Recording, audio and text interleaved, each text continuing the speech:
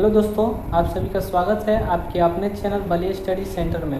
दोस्तों, आज की इस वीडियो में हम लोग बातचीत के एक्सप्लेनेशन को देखने वाले हैं कि बातचीत के लेखक कौन है, बातचीत का सारांश क्या है। ये सभी बातों को हम लोग इस वीडियो में कवर करने वाले हैं। तो चलिए आज का यह वीडियो शुरू करते हैं। तो सबसे पहले हम लोग बातचीत के लेखक परिचय को समझते हैं कि इनके लेखक का नाम क्या था।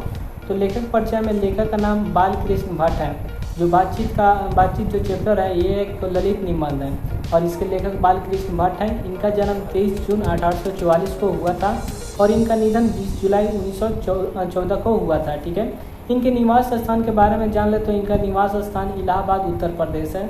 जो कि ये जो ललित बालकृष्ण भट्ट है वो आधुनिक काल के भारतेंदु युग के प्रमुख साहित्यकार थे।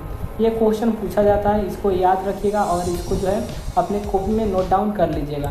चलिए, अब इनकी प्रमुख रचनाएं में कुछ उपन्यास हैं, जैसे कि रहस्य कथा, निरुत्तम ब्रह्मचारी, 100 अजान 1 सुजान, गुप्तवैरी, रसातल यात्रा, उचित दक्षिणा, हमारी घड़ी, सद्भाव का भाव। ये जो है उपन्यास है। उपन्यास में इनके प्रमुख उपन्यास कौन है? निरुत्तम ब्रह्मचारी, 100 अजान 1 सुजान और उसके बाद जो है सद्भाव का भाव। ये 3 इनकी प्रमुख उपन्यास है। अब इनके नाटक पे परिचय डालें कि इनका नाटक जो है प्रमुख नाटक पद्मावती, बेनी संहार, शिशुपाल वध या नंद दंपति, शिक्षादान या चंद्रसेन, सीता वनवास या पतित चंद, मेघनाथ, कट्टर सुम की एक नकल, इंदेश्वरी और भारत जननी, भारतवर्ष और कली, दो दूरदर्शी, एक रोगी और एक वैद्य, रेल का विकेट खेल, बाल विवाह। ये सभी जो है नाटक हैं इनके। ठीक है, इन्होंने नाटक पे बहुत सारे काम किए, इनके बहुत सारे कृतियाँ हैं। ठीक है, तो इनके नाटक में प्रमुख नाटक कौन कौन से हैं? तो इनका पद्मावती है, बेनी संहार है और उसके बाद जो है आपको देखने को मिल जाएगा मेघनाथ वध। ये 3 जो है इनकी प्रमुख जो है नाटक है और 3 जो है इनकी प्रमुख उपन्यास है जो हर बार के एग्जाम में पूछे जाते हैं। ठीक है, अब आइए इनके एक प्रहसन पे नज़र डालें।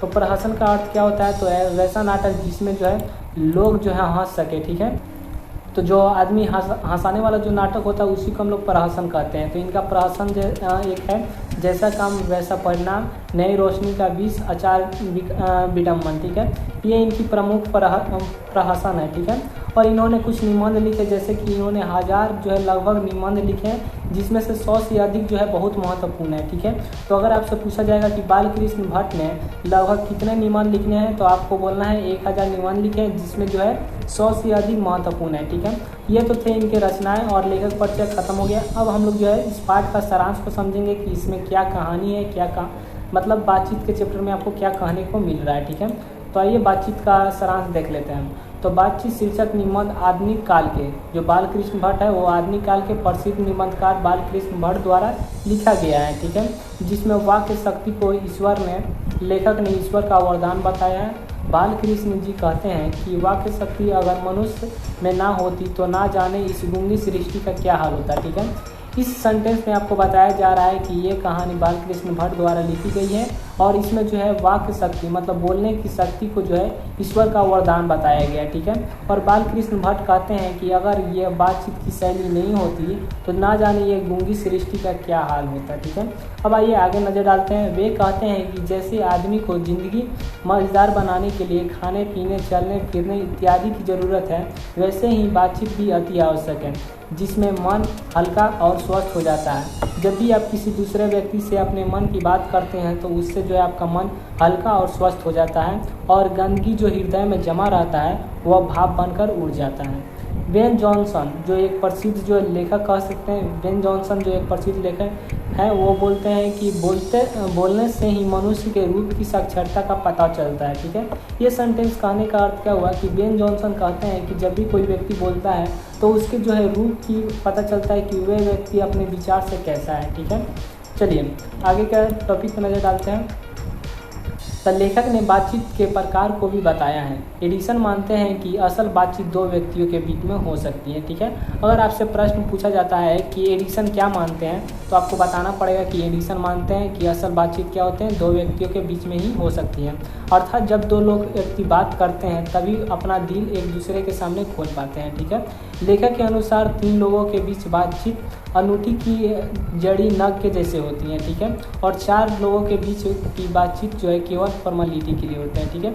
इस सेंटेंस में आपको समझाया जा रहा है एडिसन मानते हैं कि बातचीत असल 2 व्यक्तियों के बीच में हो सकती है, लेकिन अगर लेखक मानते हैं कि असल बातचीत जो है 3 व्यक्तियों के अनूठी की अंगूठी के जोड़ी जो नग होती है, ठीक है। आपने नग ऊपर देखा हुआ मोती, उसकी तरह होती है, ठीक है। और 4 लोगों के बीच जो जब भी बात होता है तो एक तरह से ये फॉर्मेलिटी निभाते हैं, जो कि आधुनिक शहर में जो है ये सब देखने को मिलता है। 4 लोगों के बीच 10 लोगों के बीच बातचीत जो होता है एक फॉर्मेलिटी के लिए होता है, ठीक है। लेखक कहते हैं कि यूरोप के लोगों में बातचीत का हुनर है, ठीक है, जिसे आर्ट ऑफ कन्वर्सेशन कहते हैं, ठीक है। यूरोप के लोगों में बातचीत का हुनर है जिसे क्या कहा जाता है, आर्ट ऑफ कन्वर्सेशन कहते हैं। इनके प्रसंग को सुन के कान को अत्यंत सुख मिलता है। इसे सुहृदय गोष्ठी कहते हैं, ठीक है। इसे क्या कहते हैं, सुहृदय गोष्ठी कहते हैं, ठीक है। अतः बालकृष्ण भट्ट कहते हैं कि हमें अपने अंदर ऐसी शक्ति पैदा करनी चाहिए जिससे हम अपने आप बातचीत कर लें, और बातचीत का यही उत्तम तरीका है, ठीक है। यह चैप्टर में आपको बस इतना ही बताया जा रहा है कि बातचीत का शैली क्या होता है, बातचीत हमें कैसे करनी चाहिए और बातचीत करने का तरीका क्या होता है, ठीक है। लेखक ने सबसे पहले जो है ईश्वर को यह वरदान माना है कि बातचीत का शैली जो हम लोग के ये दिए हैं, लेकिन जो इसमें भी कुछ जो ऐसे लेखक हैं जिनका कहना है कि बातचीत जो है असल 2 व्यक्तियों के बीच में ही हो सकती है, और ये कहें एडिसन में, ठीक है, 2 व्यक्तियों के बीच में होते हैं, ठीक है। और जो है इससे 2 से ज़्यादा व्यक्ति अगर एक दूसरे के साथ बात करते हैं तो ये मतलब फॉर्मेलिटी निभाते हैं, ठीक है, यही बात को कहा जाता है। और सबसे ज़्यादा जो है बातचीत की शैली देखने को मिलती है ये यूरोप के देश में देखने को मिलती है, इसीलिए वहाँ के जो लोग हैं उनसे हम लोग आर्ट ऑफ कन्वर्सेशन कहते हैं। उनके जो बोलने का तरीका होता है उसे आर्ट ऑफ कन्वर्सेशन कहते हैं, ठीक है। यही बात को इस चैप्टर में समझाया गया और इसीलिए इसका चैप्टर का नाम बातचीत रखा गया है। तो दोस्तों उम्मीद करता हूँ आज का ये वीडियो आपको समझ में आया होगा। अगर आपने इसका ऑब्जेक्टिव नहीं देखा होगा तो आपके डिस्क्रिप्शन में, इस वीडियो के डिस्क्रिप्शन में आपको लिंक मिल जाएगा, वहाँ से जाके आप बातचीत का ऑब्जेक्टिव क्वेश्चन को देख सकते हैं और जल्द ही जल्द आपको देखने को मिल जाएगा। उसने कहा था जो चैप्टर 2 है उसका संपूर्ण व्याख्या या कह सकते हैं एक्सप्लेनेशन देखने को मिल जाएंगे। तो दोस्तों उम्मीद करता हूँ आज का ये वीडियो पसंद आया होगा। फिर मिलते हैं आने वाले नए वीडियो में। धन्यवाद।